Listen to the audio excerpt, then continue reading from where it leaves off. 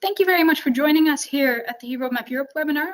This is the 10th one in this series, and there'll be a few more as we move on to the fall. What we'll talk about today is very much about energy modeling. We've got me and Wouter Nijs here to talk a little bit about what we've done in the methodology part of the Roadmap Europe project when it comes to making the scenarios and linking the scenarios together. So thank you very much for joining.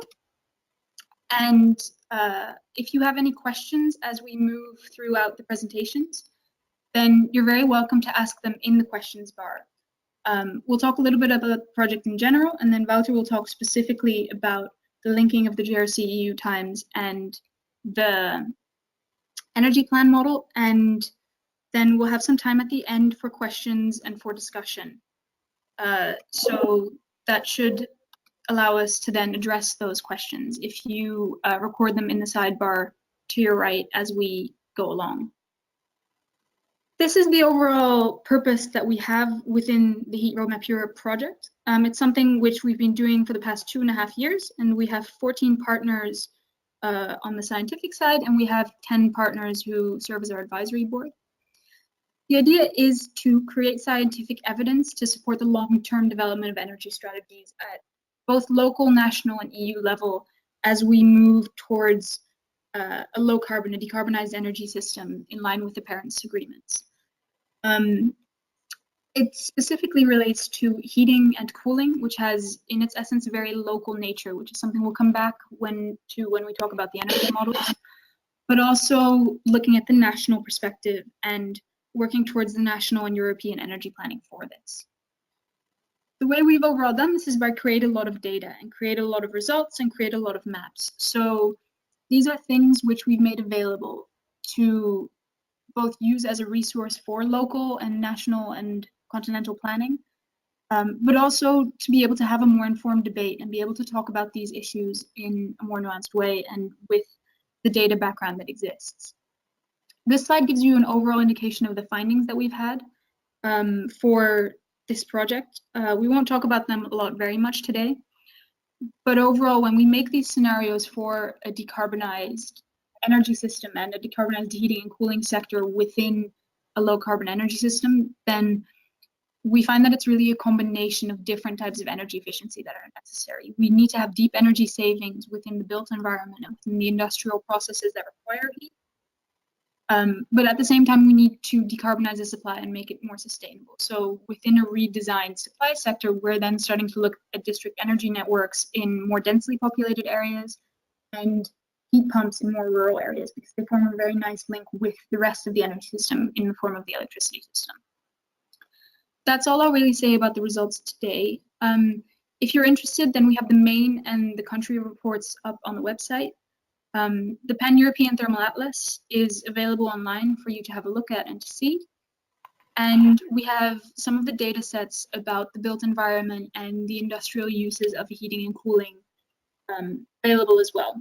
We have some of the energy models themselves online, including the freeware for EnergyPLAN. So please have a look at those if you're interested also in exactly what we found, but also if you'd like to have a more in-depth look.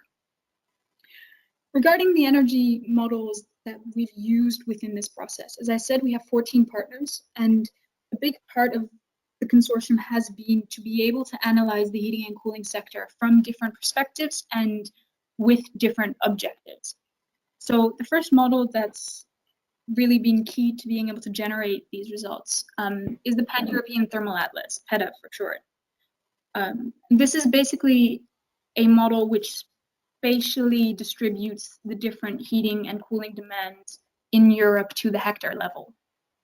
So while we have a fairly certain idea of how much heating and cooling is demanded on a national level, to be able to take into account really the local nature of heating and cooling when we're trying to look at local strategies, but also when we're looking at infrastructures, we need to be able to know much more granularly where they are. And PETA is the model that's been developed to be able to locate these in a spatial explicit way. This goes for the demands, but also for the resources. So being able to locate where different types of renewables are and where different types of excess heat are. So PETA is very much there to understand the location of different heating and cooling demands, but also resources. Then in forecast, it's more about understanding what the different types of heating and cooling demands are. So is it there for space heating? Is it there for the use of domestic hot water when we're talking about residential buildings? How much of the heat is being demanded in the service sector, and specifically how much of the cooling is being demanded in different service sectors? One of the things that HRE4 Europe has really been able to achieve that hasn't been done yet before is looking at the industrial sector and looking at what types of heat are being needed for different processes, which obviously becomes important as we start looking at temperature levels and then how we can supply those kind of things. So PETA and forecast have very much functioned to understand the heating and cooling sector in better depth. And as I said, PETA is available online, and the data sets for some of the data sets from forecast, specifically those for 2015, which are very interesting, are available online to have a look at as well. What we'll spend a lot of time talking about today is then how we've used those to create energy system scenarios and be able to look at heating and cooling from an energy system perspective. For that, we've used the two models that you see on the right-hand side of the slide, the JRC-EU-TIMES model and the EnergyPLAN model. With really the objective being to both be able to look at the evolutionary nature of the scenarios, but also at the hourly operation within a single given year. And in order to be able to encompass both those perspectives, we've needed both those models. And that's really what today is about, to be able to understand why it's important to link those two and how we've linked those two. So with that, I think we've had a general introduction. Sorry, just to create an overall view, this is how they then fit together. When we use the forecast and the PETA, we put them together within the energy demand and the district energy resources that we have. By being able to know both what type of demand they are and what their location is, we can start looking into savings potentials and the cost of savings, and district energy potentials and the cost of district energy. Again, because heating and cooling is deeply local, and the infrastructure has to be local, we need to be able to combine these two in order to understand how to model those within the scenarios and what the effect of that would be. This is then combined with the energy system resources and the energy system dynamics. I mentioned earlier that when we talk about heat pumps, there's a very specific link that they make as they use the electricity which is being generated in the power sector for the provision of heating and cooling. So in order to be able to encompass that dynamic, we need to be able to put the heating and cooling sector within the wider energy system.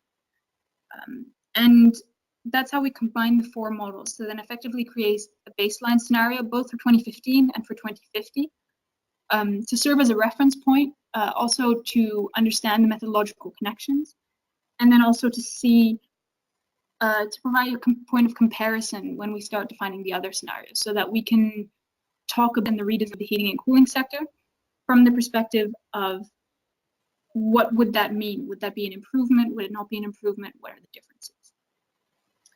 The other scenario that we've created in EnergyPLAN is something that we've called the conventionally decarbonized scenario, which is really, again, to take into account the decarbonization of the transport sector and of the power sector. As we see a really high level of renewables and a high level of electrification happening in those, it's necessary to include that. Otherwise, it's not really an integrated heating and cooling strategy within the low carbon sector. And then finally, the heat roadmap scenarios are the results that we've created from the redesign of the heating and cooling sector. So based on the data and based on the methodologies that we've developed here. And as I mentioned, those are the ones where we really look towards a deep level of energy savings, a deep level of electrification in the form of heat pumps, but also district heating in the urban areas. And the juxtaposition of those scenarios then allows us to start having a conversation about what it is that we want with the district heating and cooling sector, what it is that we want with the rest of the heating and cooling provision, how we talk about the decarbonization of heating and cooling in general. One of the main things that we've been able to show in this project is that the decarbonization is possible and that there are different ways of doing that. So we can start talking in more detail and with more certainty about how we move towards that. And that's really something that has then been made possible by using all these different energy models and being able to link them together into the scenario making process. So with that, I think we're overdue to start looking at the actual connections between the JRC-EU-TIMES and the EnergyPLAN model. And again, if you have any questions, then please feel free to ask. Fine. This is me talking, and you see a picture of me in one of the workshops we had on the heat roadmap in the NEMO Science Museum in Amsterdam. Also available on YouTube, some explanation specifically on the JRC-EU-TIMES, but today I'm going to try and give you a different perspective. Everybody is welcome to follow, of course, the YouTube channel.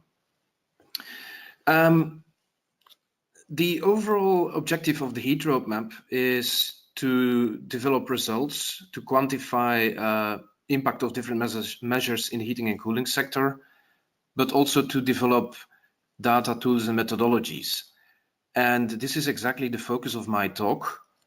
More specifically, I'm going to talk, as you can already see now, about the EnergyPLAN model, the JRC-EU-TIMES model, how they compare, and what results are generated, particularly for this project, a baseline scenario and another scenario that was used as a basis for the heat roadmap scenarios. Some results and also some key messages. The Joint Research Center was having some key activities in the heat roadmap to project the annual evolution of the EU energy system and to transfer those modeling results into the hourly energy plan that you see a picture of now on the screen. And the linkage of these two energy system models is a key improvement over previous projects. Today, I have to say we won't talk only about heating and cooling, as the scenarios talk about an overall projection of the entire energy system. And this means that electricity, transport, heating and cooling play a key role in and having important implications on the whole system. Let's start. EnergyPLAN is a deterministic model that simulates the operation of an energy system using hourly time steps. So thermal, renewable, storage conversion, and transport can be modeled by EnergyPLAN. The figure you see is a good example where you see an excess production of wind, in which EnergyPLAN is using a synergy between the electricity and the heat sectors to integrate rather than curtail. Over the whole system, it can be feeding a heat pump, of which the heat being produced can be stored, and so in that way fulfilling in the end the heat demand.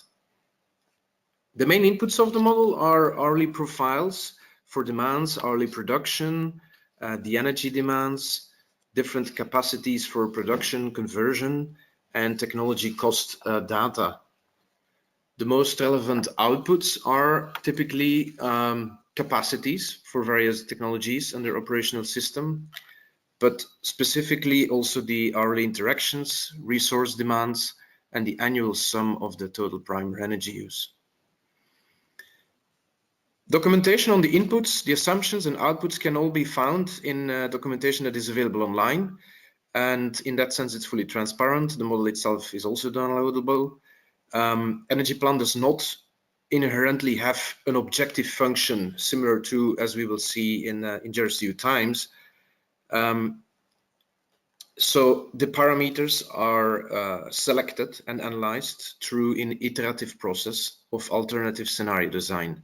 This scenario design often can be done in a dialogue with stakeholders, and in that sense, the model is very powerful to interact. It's based on a social discount rate, reflecting central planning and sustainability approaches. It's just 1 year being modeled at a time, and this is also the biggest difference with the JRC-EU-TIMES model.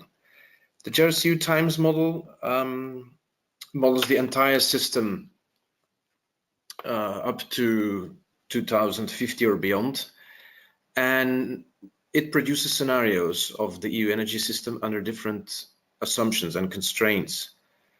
The model is used to analyze the role of energy technologies mainly, It's based on linear optimization approaches. The TIMES model generator from the ETSAP technology platform of the International Energy Agency. And as you can see, there are quite some Markal TIMES users also in Europe that are contracting parties of ETSAP or users of these TIMES models. So the big strength of the model is to combine together or it finds a cost optimum of investment portfolio under consideration the full supply chain of 5 sectors.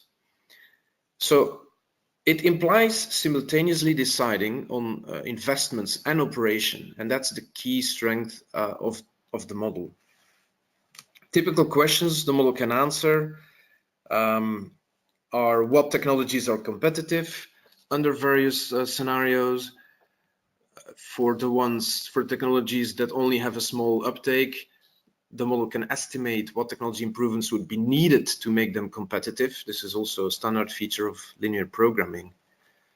And or what spending should be on R&D can be promising and support their future contribution. In the slide you see now, I mainly wanted to bring the message that we have an objective function, which is the private cost, total discounted cost, and subject to technical constraints, we simply make scenarios. The big thing is that we have a big normative element that we can put, which is an overall total emissions, for example, to be reduced, or an overall amount of a resource being available. Policies that already are in place, typically for baseline scenarios, or to be tested, and limitations from a system dynamics perspective. But more important than all this, I would say, is that the scenarios we make are not forecasts. They are forecasts, but only within the bubble we create ourselves. And that's an important thing to have in the back of our minds when we talk about results. At the same time, it's a consistent set of outputs, pure based on the mathematical formulation that you can see here. On the left side, you see the inputs of the model, and on the right side, the outputs. The most important outputs are the annual stock and activity of energy supply and demand, and the different emissions, the fuel consumption, and operation and maintenance costs. An important shortcoming of big energy system models that cover different periods and different countries, and an important critique is that such models would not have sufficient time resolution to model variable, renewable, and storage. So I spent one slide to explain how we deal with this. And it's true that if you do not make any change to such a model, with having only 12 time slices, you ignore an important fact that capacity factors of renewable, they are not constant within a certain time frame or time slice because of the variation. The most important impact of this smoothing in a way is wrong estimation of the power access. How much of the power is produced that in a direct way is not being consumed, as well as a too high utilization of dispatchable power plants. And to account for this, JRC-EU-TIMES has additional equations. We introduced them based on a modeling, an hourly model outside JRC-EU-TIMES. The result of this statistical analysis, we call it the parametrization, which is key for a model to know how much of excess power is occurring that is not necessarily to be curtailed.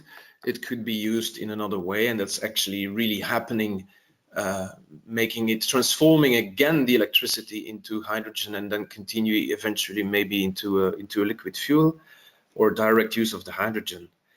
And so, as you see on the graph left at the bottom, The black dots and the red dots are extremes of 30 years of data of wind and solar, in which if they provide a certain percentage of the power, you can see how much excess power you could expect. We found, and that's also the difference between red and black, that the inaccuracies in this estimation of surplus are actually smaller than the annual variations. So a year with a lot of wind gives you the red dots, for example, on the right side, whereas a year with much lower wind gives you the black dots. This is all to say that we try to have this really reflected in a good way in the model, because power surplus becomes as important as the power that is directly providing final electricity. And these new insights are also reflected in EnergyPLAN, because the power capacities are taken over, the final demand from transport is taken over. I move on to a bit more theoretical comparison of the overall methodologies. This is all also available in a report that I will refer to at the end of the presentation and can be downloaded. What I think is important to stress is that one is an hourly model that is simulating, the other is a model that is optimizing. And but they are both important, as JRC-EU-TIMES can tell something about the transition and possible capacity expansion, whereas EnergyPLAN can give more insights at the hourly level. And that's exactly what is put on the screen now. The strength of the TIMES model is in a way filling in the gap, the weakness of EnergyPLAN. Optimization is not a to be followed religion. It's just a possible future scenario, but finding this least cost combination is one way to make a decision. And one of the weaknesses of EnergyPLAN is that if you do not have the optimization, you would require another mechanism to decide on the choices, which is not necessarily bad, but it gives you huge work to make sure this can work. So by combining these models, the iteration is easier, and I will also show that in how exactly we couple the two models. One of the things is that optimization may uncover future scenarios that one would never expect, and this is also something we have seen in recent in the recent changes made to the model. By adding a simple conversion of CO2 and reusing it into another fuel, there can be a dramatic shift of the whole energy system that you may not have thought about. In the other way around, there's a lot of weaknesses from the TIMES model where EnergyPLAN has contributed. The hourly time resolution and a very fast way of analyzing these combinations make it a very powerful tool to assist the long-term models in their analysis. Simulation has the way or the power to create any desired future without cost as a driver. At the same time, the technology representation is high in both models. Technologies can be introduced with a very high level of complexity, and as in any model that makes future scenarios, assumptions are uncertain and the conclusions are only valid within this context. So how exactly did we couple the two models? There are a few key results that have been selected, that have been aggregated as well, and converted into the right format for EnergyPLAN. Here you can see a picture of how that works. And the actual data exchange template was also one of the main outputs of the heat roadmap. Most of the assumptions are aligned across the energy system, and then the data exchange template is used to transfer information. It's a spread tool, and for the years 2010, 2020, 2030, and 2050, it includes the whole data of JRC-EU-TIMES. And basically, I want to tell with 4 images the way these models are coupled. And you start from the JRC-EU-TIMES model, and step 1 is that we said, look, we are using information from hourly models to improve our representation of the energy system. The yellow area is JRC-EU-TIMES feasible space, and when optimizing, you search for the lowest cost, which is the y-axis on this graph. And then you have any other dimension, which can be emissions, which can be energy, total energy use, or any. The blue represent the energy plan envisaged space for simulations. So step 1 was for us to improve the original formulation of JRC-EU-TIMES in the power sector, mainly to make sure the variability is accurately represented. In step 2, capacities and most final energy uses from EnergyPLAN are soft coupled to times. So the times may have uncovered future scenarios that were not fully considered by EnergyPLAN, such as large use of electric fuels, and then EnergyPLAN changed their capacities to have similar inputs. In step 3, solutions can be identified by EnergyPLAN that actually are more optimal than the time solution. The simulation of an hourly model can uncover more efficient operations, such as the example we will show on later on. And in the last step, but we haven't gone so far in the project, you could again adapt the times model to introduce these more optimal solutions. So we come now a bit to more practical phase in the webinar, basically the scenario building. There are always assumptions behind scenarios, and you see graphically here some policies that were implemented for the baseline scenario that is in line with the proposal from the clean energy, the clean energy package as proposed in November 2016. Most of the macroeconomic assumptions are aligned to the reference scenario of 2016, as well as fuel prices, building stock projection. And part of the models, a part of JRC-EU-TIMES is of course linked to the forecast model, how much space heat needs to be delivered in the buildings. Another important assumption is that we assume there's a lifetime extension possibility of existing nuclear power plants up to 60 years. However, as you see in the ProRes scenario, there is no option to build new nuclear plants. The renewable resources are an important input of the model, and for both wind and solar, we take JRC work that is also being made open gradually. There is the report already that you can download. For geothermal energy, we have made an important change, and we have moved to a sustainable potential that is around 5,000 petajoule as heat. It's actually a lower production than some other models. However, with this potential, we're 100% sure that it is sustainable.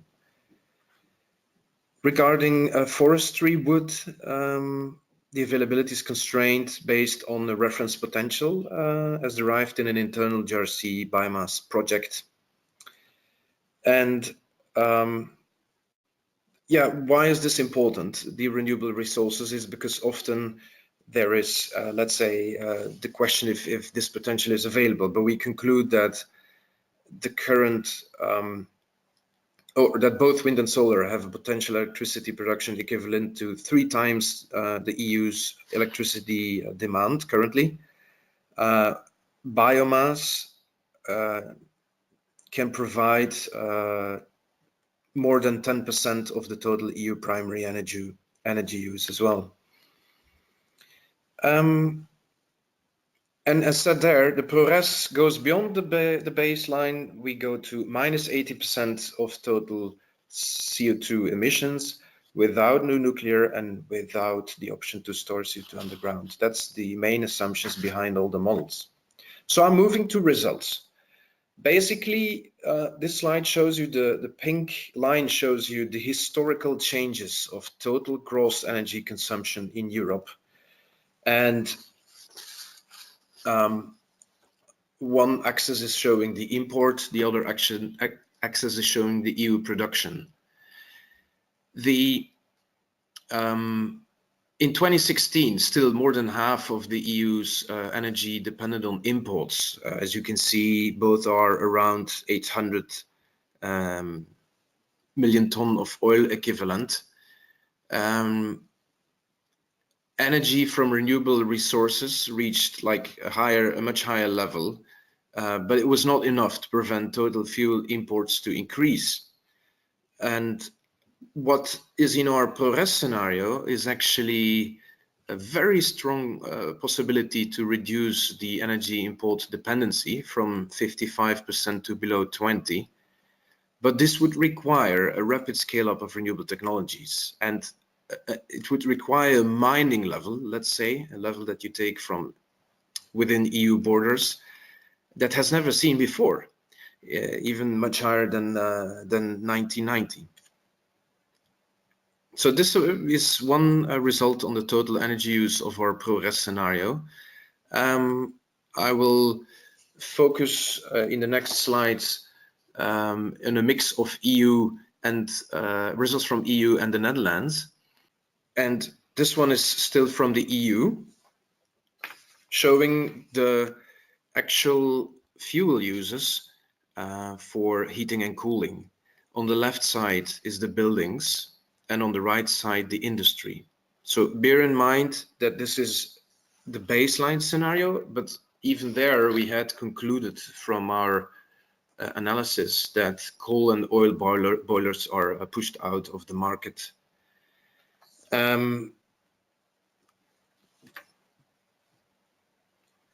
With regard to the Netherlands, we take the Netherlands as an example, as we have used this in one of our reports to compare in detail JRC-EU-TIMES and EnergyPLAN. You see that more or less final energy remains stable, but it decreases in some sectors. On top, you have again this baseline, and at the bottom you have the progress scenario. Actually, it's only the three first who represent really an energy use, as the one on the right is the use of mainly gas and oil for producing plastics. But we showed it on the picture to have some comparison basis. We conclude that there's a strong reduction of final energy that will be required in buildings. And that's just the baseline. We don't show it on the progress scenario, but because it's much better to look into the heat road maps themselves. Something else that is very noticeable is the big change in the transport sector. Electrification is revolutionary in transport.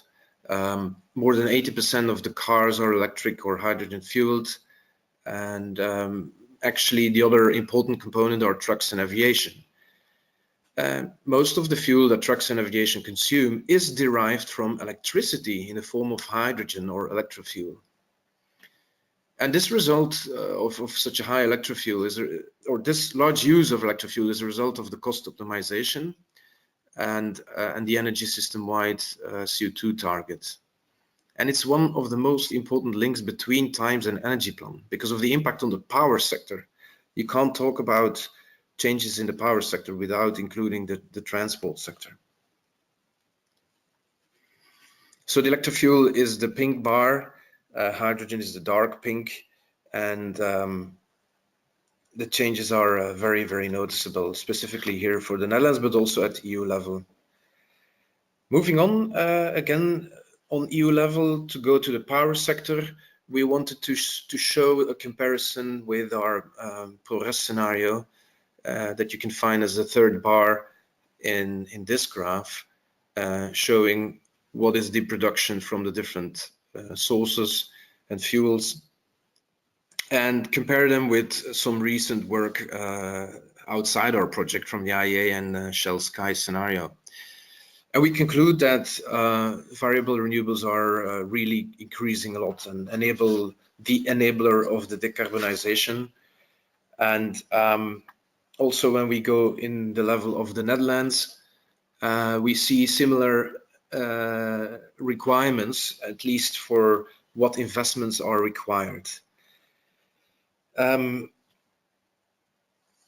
Just to give you a picture here, the average electricity capacity today, or the average electricity demand is today 17 gigawatt, but we see here a projection of a tenfold of how much capacity you would need. And all of that is, of course, has to do with the indirect use of electricity, which we know, or which we have analyzed, that is going to be higher than the direct use of electricity. What you see here is actually an EnergyPLAN result for the summer, expressed in megawatts. On top you have the historical, and at the bottom you have a heat roadmap variant that is very close to the heat roadmaps available. And yeah, you can see the huge, the way electricity is produced. Is there a combination of wind and solar?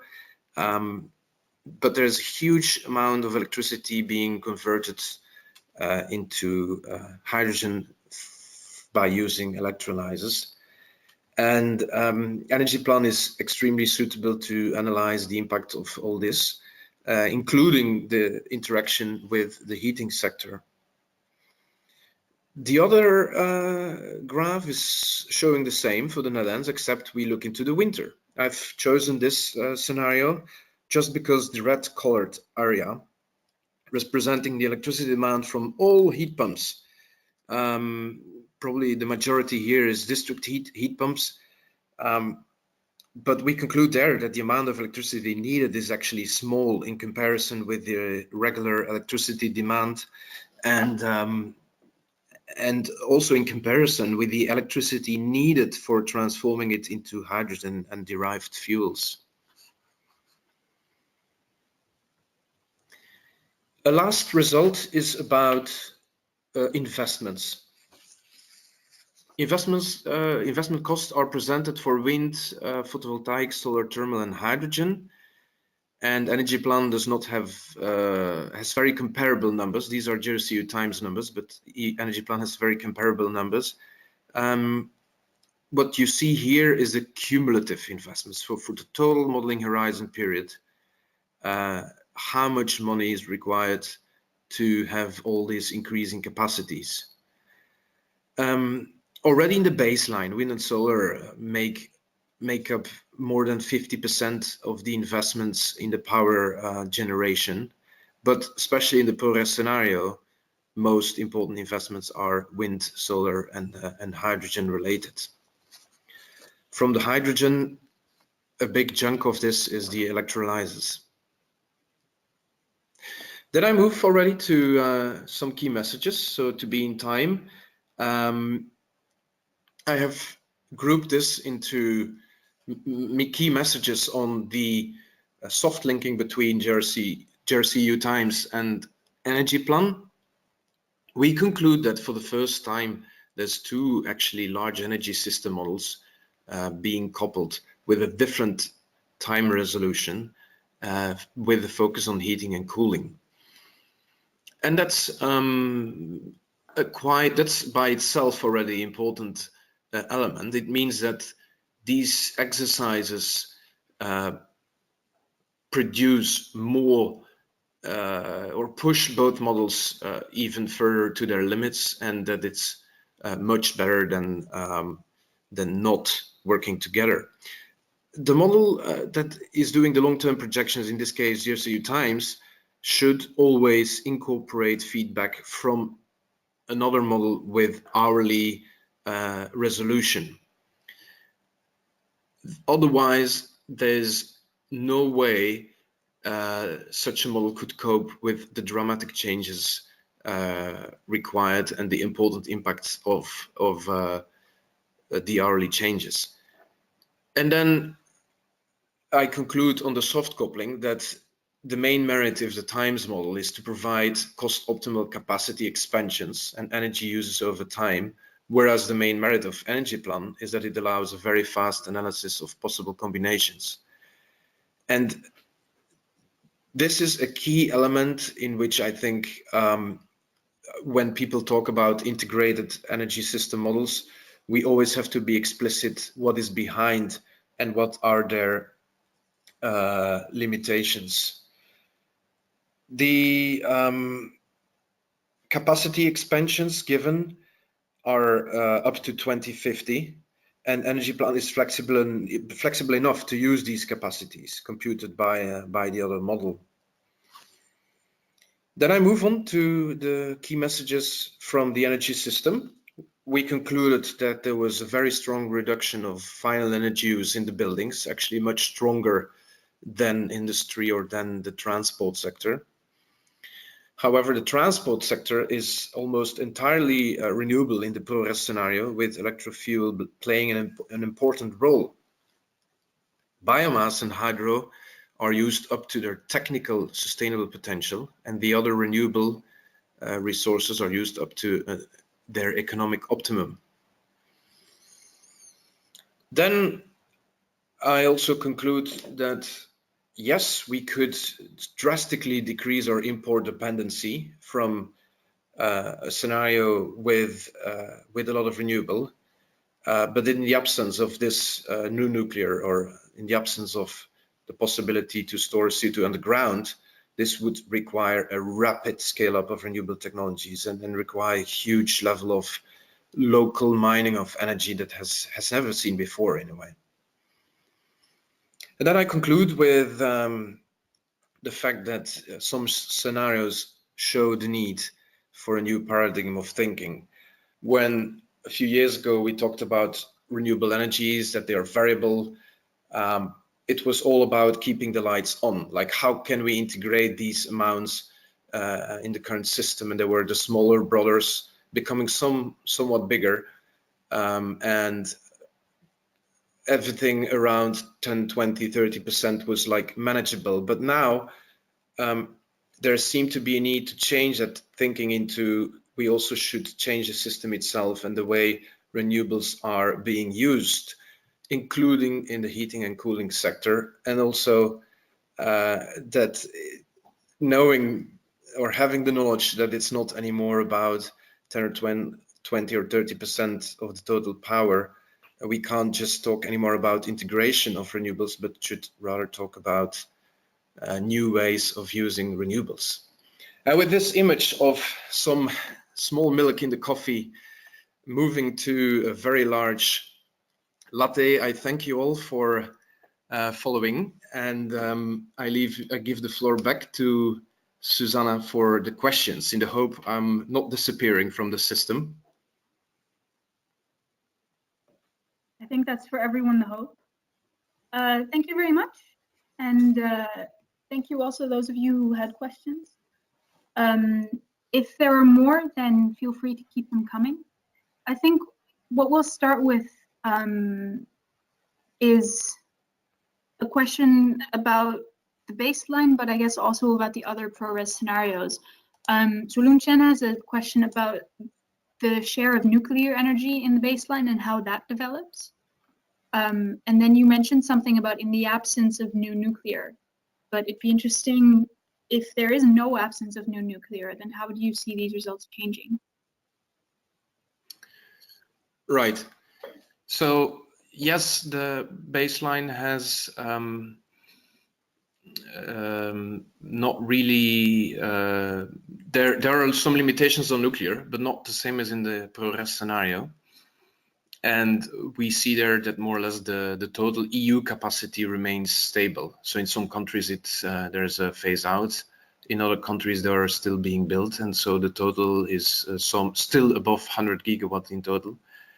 Yeah, in the ProRes scenario, the amount of nuclear, like the assumption no new nuclear, means that everything that has been decided up to now is still being developed.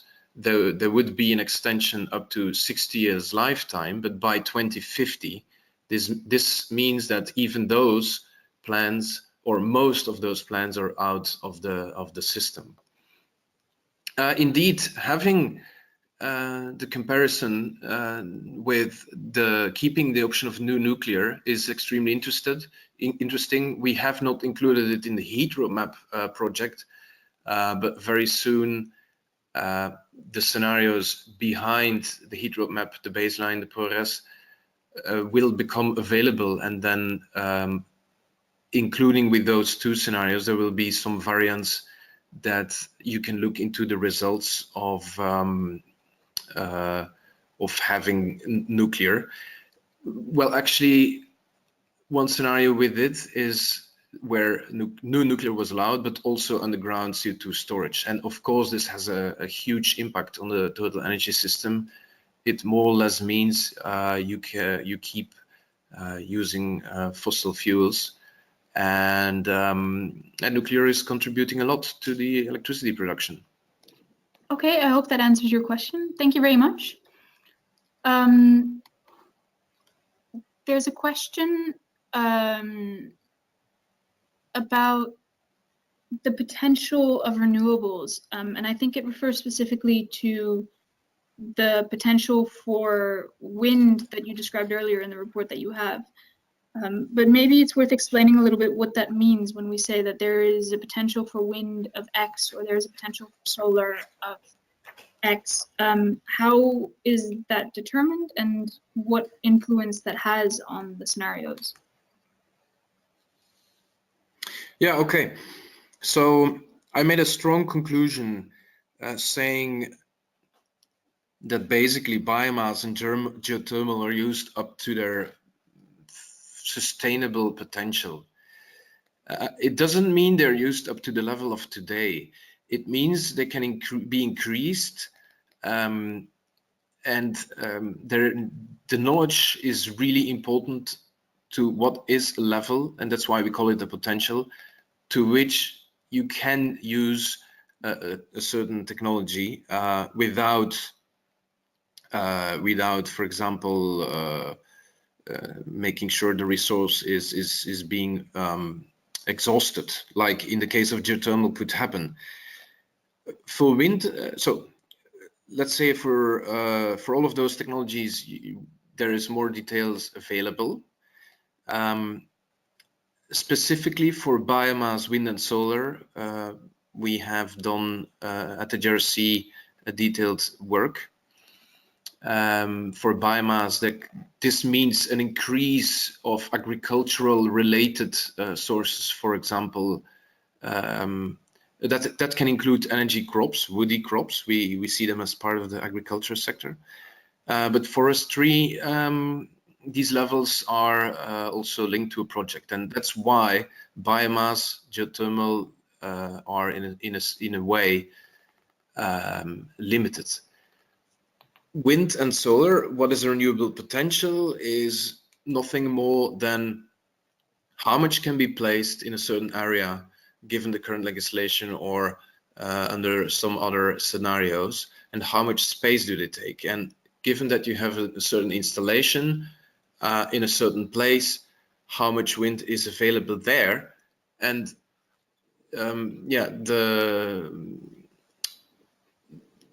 it's a complex calculation, but I think we have done a great job to not only estimate, let's say, capacity factors, which often happens, that you say how much can a wind turbine produce in one place, or on the other side, how much wind turbines can be installed. We have that combined in one big exercise, that we go from a wind resource up to how much gigawatt wind, and how much of this gigawatt wind can produce, how much electricity can this be produced. To give you some indication, with solar or photovoltaic, you could provide 3 times the current electricity demand by using 1.4% of the land. With wind, you need more land, but of course that's like the dimensions of the wind parks. But these, to conclude, these renewable resources are crucial for the justification of the numbers we have in our results.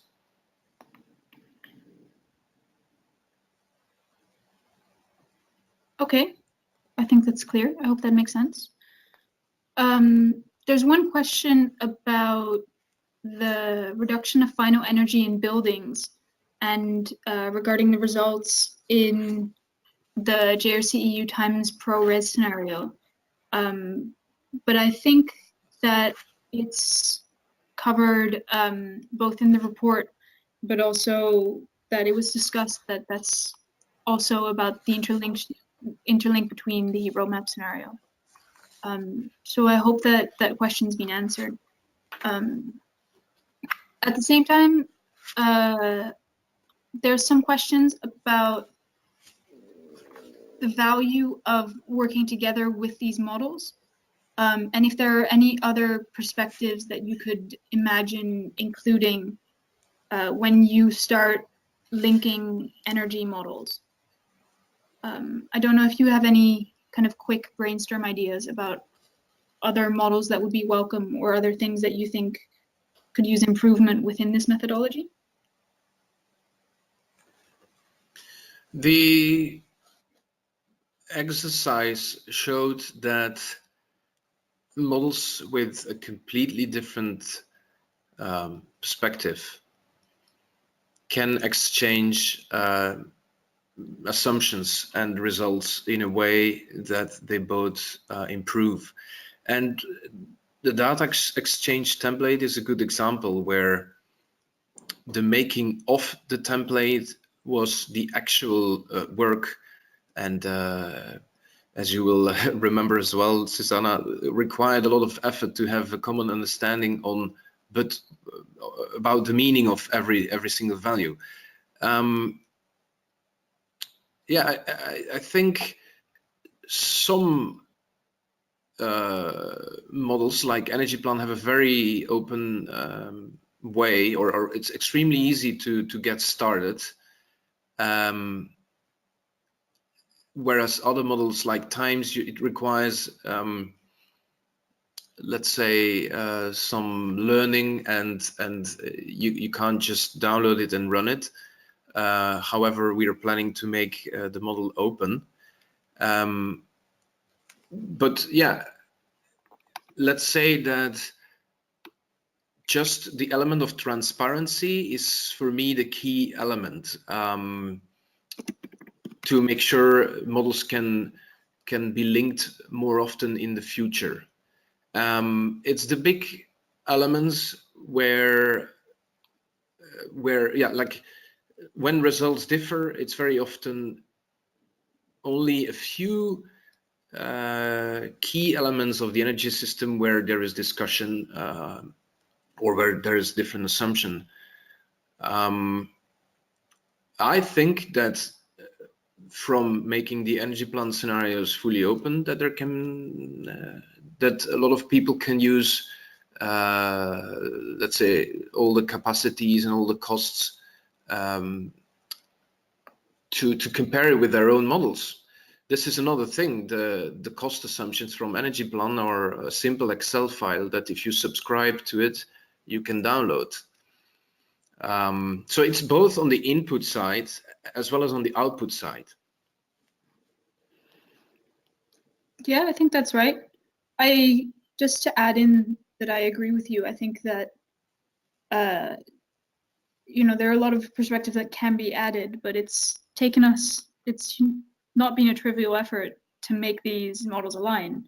So it's also, there has to be a good reason to align them. Otherwise, you know, the results are available, and I think those things work well.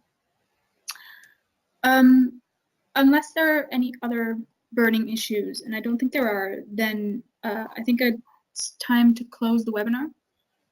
Thank you very much for attending. If you do have any other questions, then feel free to email us or John. And please also keep an eye out for the next webinars. We'll have a few more on specific results regarding, for example, country groups, but also regarding cooling. And there will be some more events regarding Heat Roadmap Europe and the presentation of the general results. And as I mentioned earlier, the website is available for all the resources. And also to download a lot of these data sets, including soon the templates, but also the energy plan models, and of course the final reports, but also the methodology reports behind this. And specifically 6.5, where there's been a lot of the work that happens, where a lot of the work that has happened in this and in finding all the things that Wouter has talked about is being reported. So thank you very much, and thank you also, Wouter, and we hope to see you soon at one of the next webinars. Thank you.